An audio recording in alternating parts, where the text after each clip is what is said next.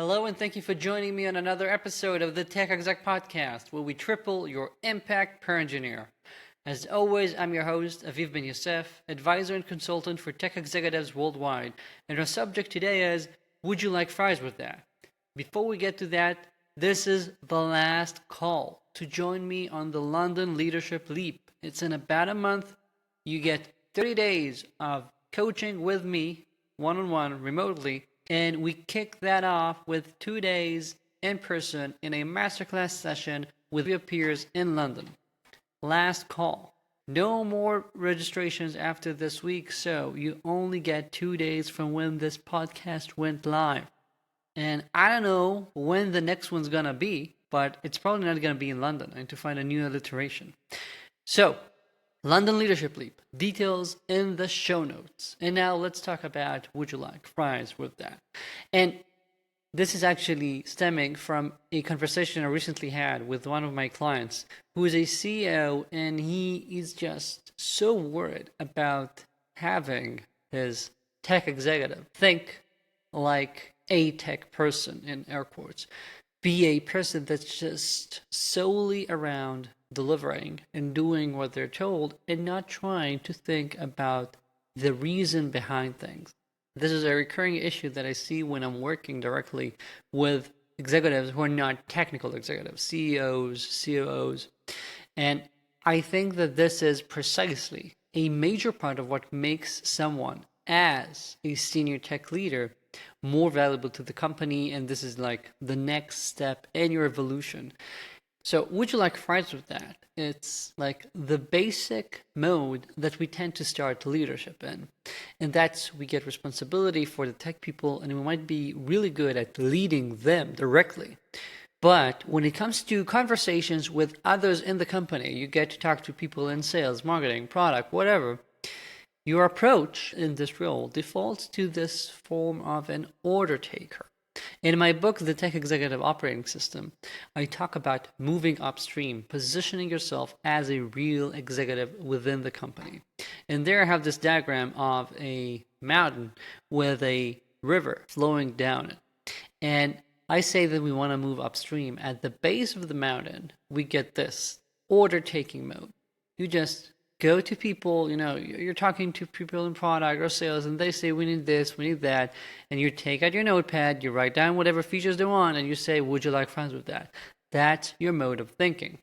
As we move up, as we progress, you change your mindset from solely just doing what you're told to allowing yourself to dig deeper to understand exactly what the needs are, why is that needed, realize maybe you can tweak things. Hey, if that's what you need, maybe we can do it this way or that way, or do you realize the cost of doing that, or whatever.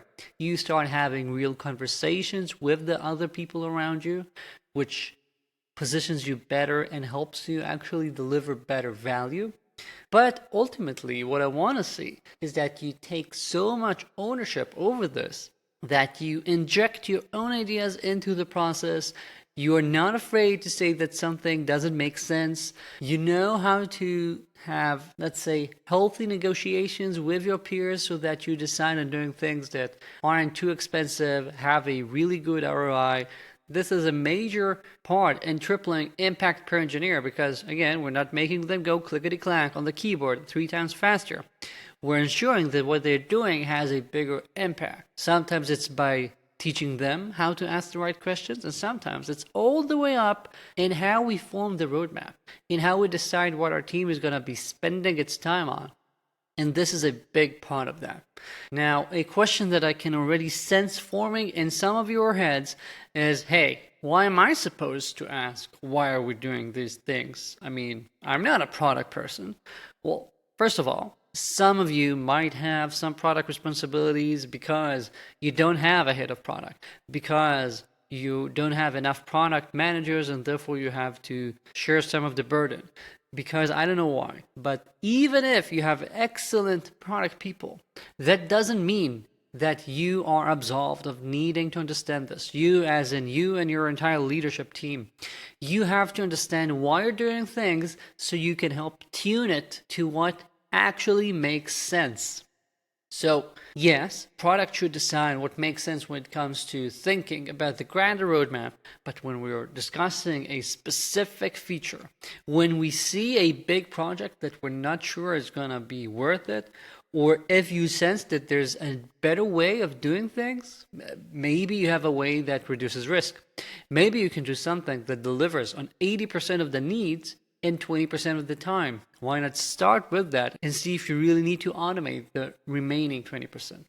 That sort of thinking is the only way to be a real executive, or as my client says, to be a business person before being a CTO.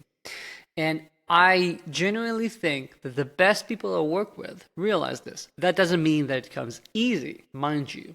But it does mean that this is something that they keep in mind and they try to align themselves by that. So you hear about something and you hush for a second. You don't go into your default mode of saying, yeah, I'll do that. When do you need it? How high should I jump? You take that in, you think if it makes sense, you see if you actually understand what's going on, maybe you have some ideas, maybe you have some suggestions, some tweaks, and you have a healthy discussion. You view yourself as a real peer among your peers. You're not there to be merely a delivery tool. That's how you get better impact per engineer.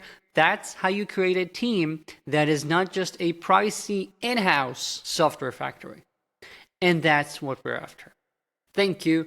And again, as you can see, life is too short to lead an average team. Life is too short to allow yourself to merely be a manager and not genuinely an executive for your team, for yourself, for your career. So again, this is the last call to join me on the London Leadership Leap.